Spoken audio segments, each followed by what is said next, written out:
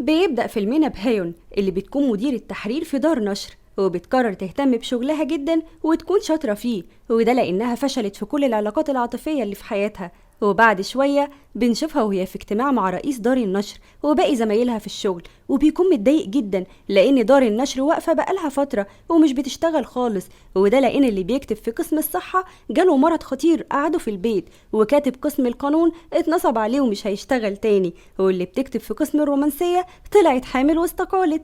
وبيعرض عليهم حل وهو انهم يدوروا على كاتب جديد، فبيوافقوا كلهم. وبعدها بنشوف واحد اسمه بارك، واللي بيكون في مدرسة وبيعلم الطلاب ازاي يكتبوا المقال صح، وبعد ما بيخلص بيروح ياكل لوحده في مطعم، وبعدها بيرجع البيت وبينزل بوست بيتكلم فيه عن معنى السعادة وعلاقتها بالوحدة، وبتكون طريقة كتابته حلوة جدا. وتاني يوم بيكون رئيس هيون قاعد معاها علشان يختاروا كاتب، وبيوري لها البوست اللي كتبه بارك، بس هي بتقوله انها مش موافقة لانه شكله معقد وممكن يبوظ لهم الدنيا. وفجأة بتسمع صوت بارك وراها وتتحرج جدا من كلامها عليه، وبيعتذر لها رئيسها لأنه نسي يبلغها انه كلم بارك من بدري. وبعد كده بيقعدوا هما التلاتة مع بعض ويتكلموا، وبيقول لهم المدير ان هما اكيد يعرفوا بعض لانه عرف من السي في بتاعهم انهم خريجين نفس الجامعة ونفس سنة التخرج كمان. فبترد عليه هيون وبتقوله انها فعلا فاكراه، بس بارك بيعمل نفسه مش فاكرها علشان متضايق من كلامها اللي سمعه من شوية. وبيخلصوا الاجتماع ده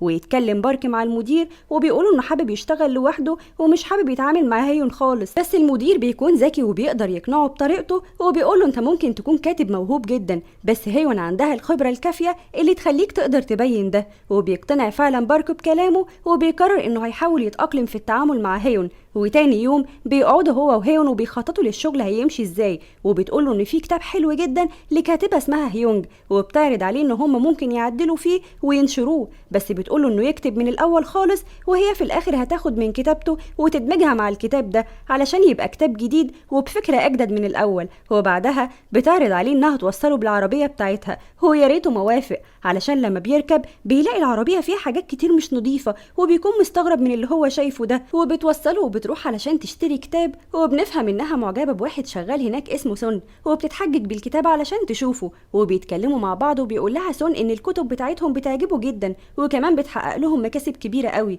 وبيشكرها بما انها مديرة التحرير. وبتفرح هيون جدا بكلامه ده، وبعدها بتقعد مع صاحبتها وبتقول لها انها قررت تاخد خطوة مع الولد اللي هي معجبة بيه. فبتفرح طبعا صاحبتها بالكلام ده وتسألها ايه اللي حصل جديد في العلاقة، فبترد هيون بكل فخر وبتقول لها انها بعتت له بوست القهوة وطلبت منه يعزمها عليه. فبتتصدم صاحبتها وبتقول لها ازاي تعملي كده، فبترد عليها هيون وبتقول لها اعمل ايه طيب، ما انت شايفه حظي عامل ازاي مع الرجاله، كل معجب بحد الموضوع مش بيكمل، واولهم الولد اللي اعجبت بيه في المطعم، وفضلنا نتكلم ونضحك سوا، وفي الاخر قام وساب ورقه على الترابيزه قبل ما يمشي، وفكرت سايب له فيها رقمه وفي الاخر طلع وصل فيه الحساب، ولا التاني اللي ارتبطت بيه وكل ما نخرج يجيب اصحابه معاه علشان بيتحرج. فبترد عليها صاحبتها وبتقول لها خلاص يبقى بارك هو العوض، ركزي معاه. فبتتعصب هيون وبتقول لها ده اخر واحد ممكن اعجب بيه. وبنروح لبارك اللي بيكون في شغله التاني، وبيشوفه صاحبه وهو بيعمل الشغل لدار النشر، وبيعرف انه شغال في شركة تانية كمان،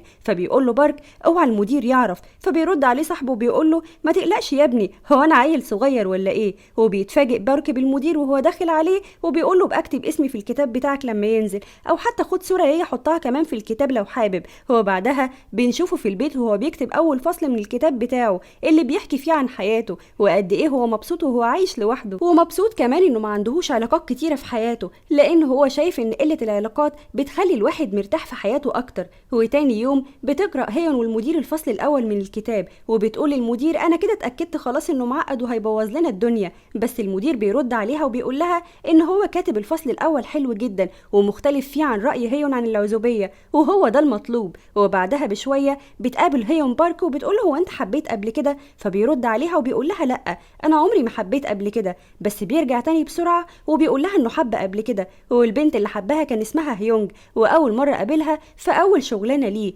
واكتشف ان هي كمان بتحب الكتابة زيه، وده كان نفس حلمه، ووقتها اعجبوا هما الاتنين ببعض وارتبطوا بعدها. وبعد ما بيخلص كلامه مع هيون بيروح البيت وبيقعد مع نفسه ويفتكر ذكرياته مع البنت اللي كان بيحبها وقد ايه هما كانوا سعداء، لحد ما راح الشغل في مرة واكتشف ان هيونج مشيت وسابت الشغل من غير ما تقوله علشان لقت شغل احسن من الشغل ده، وسافرت برشلونة وقتها ودخل في حالة اكتئاب طبعا، وفضل كده فترة لغاية ما جاله كوتش هدية وحس انه مبسوط، فقرر من وقتها انه يبسط نفسه دايما علشان ما يحتاجش وجود حد في حياته يبسطه. وبكده فهمنا هو ليه كاتب في الفصل الاول انه مبسوط وهو عايش لوحده من غير ارتباط ولا علاقات في حياته. ومن هنا بيبدأ يكتب الفصل التاني في الكتاب وبيقول فيه ان الشخص المرتبط بيكون مستني يعيش لحظات حلوة مع الشخص اللي مرتبط بيه، لكن الشخص اللي مش مرتبط بيعرف ازاي يبسط نفسه بنفسه. وتاني يوم بنشوف هيان وهي في المكتبة بتشتري كتاب جديد عن التصميم للبيوت، فبيقول لها سون ان هو ما كانش يعرف انها مثقفة للدرجة دي، فبترد عليه هيان وبتقول له انها جايبة الكتاب ده لانها نقلت بيت جديد فحابة تعرف ازاي تصممه بطريقة حلوة. وبعد ما بتخلص بتروح الشغل وبيكون في اجتماع مع باقي الموظفين، واول ما بيخلصوا بتطلب منهم يخرجوا بالليل يتعشوا مع بعض، وبتطلب من بارك انه يروح معاهم. ولما بيوصلوا بتتفاجئ هيون بسون داخل المطعم ومعاها بنت، فبتتصدم وبتنزل بسرعة تحت الترابيزة لانها بتكون محروجة انه يشوفها، وبتجري تدخل الحمام بسرعة. ولما بتتأخر بيقوم بارك يطمن عليها وبيتفاجئ انها مستخبية في حمام الرجالة، فبيسألها عن اللي بيحصل وبتحكي له عن سون وبتقوله انها محروجة تطلع علشان ما يشوفهاش، وكمان لانه معاه بنت غيرها. فبيضحك عليها بارك وبيقول لها انه يقدر يطلعها من المطعم من غير ما حد ياخد باله، وبيخرجوا فعلا هما الاتنين جري من المطعم ومحدش فعلا بياخد باله، ويفضلوا يتكلموا مع بعض وبيقول لها بارك انها جميلة ولازم يكون عندها ثقة في نفسها. وبعد شوية بيرجع بيته وبنشوفه وهو بيفكر في هيون وبيكون مستغرب من تفكيره فيها لانه المفروض انه قفل موضوع الارتباط ده من زمان، وعلشان يبطل تفكير فيها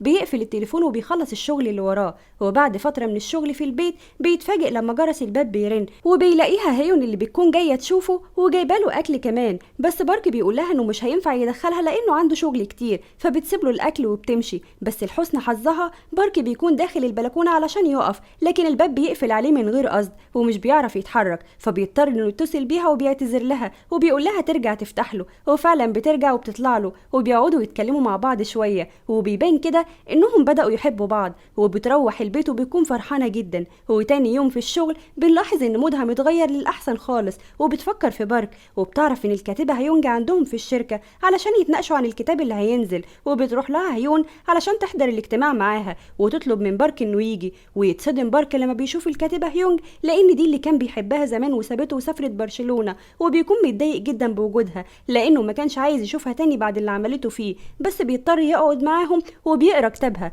وبيتفاجئ انها كاتبه قصتهم في الكتاب لكن مش كاتبه اسمه، وبيقوم ويسيبها وهو متضايق. وبتروح له هيون وبيتهمها بانها كانت بتضحك عليه وانها كانت عارفه ان قصتهم مكتوبه في الكتاب، ولكنها كانت عايزه توصل للي هي عايزاه وتثير جدل الجمهور وخلاص ومش همها شعوره. فبتعتذر له هيون وبتقوله انها ما كانتش تعرف اي حاجه من دي وانها ما عندهاش اي مشكله تعمل تعديل على الكتاب، بس هو بيمشي وبيسيبها طبعا. وبيكون في بودكاست ما بين الكاتبه هيونج ودار النشر، وبيقول لها المحاور ان في ناس قالوا انها تقصد بارك في القصه اللي في الكتاب دي، فبتقوله ان دي حقيقه فعلا لانها كانت بتحبه جدا ولكنها اضطرت تسيبه علشان تشوف مستقبلها وتسافر، والوقت هي ندمانه على اللي عملته ده. وبيكون في اللحظه دي بارك في البيت وبيسمع البودكاست وبتتصل بيه هيون وبتقوله ان الكتاب لازم يتنشر بعد اللي حصل ده، بس بيكون بارك معترض. وتاني يوم بيكون في مؤتمر للكتاب وبيسأل بارك الكاتب ده وبيقوله ايه اللي خلاك تحب الكتابه، فبيرد عليه الكاتب وبيقولوا انه حب الكتابه بسبب بنت